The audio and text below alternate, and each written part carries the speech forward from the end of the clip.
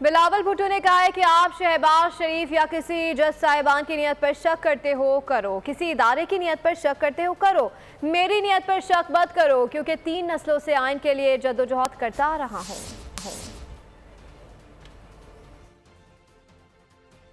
आप अगर शहबाज शरीफ साहब का नियत पे शक करते हो करो,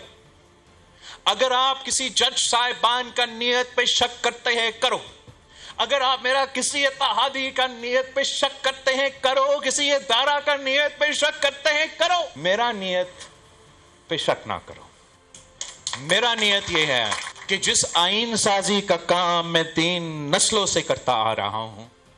जिस जमहूरियत का बहाली हम 3 नस्लों से जिद्दोजहद लड़ते आ रहे हैं, जिस आइन का बालादस्ती, मेरा आइन का बालादस्ती कोई का जिद्दोजहद कोई और लड़ेगा नहीं सर, हम लड़ेंगे। सब्सक्राइब करें और बेल दबाएं ताकि कोई खबर रह न जाए।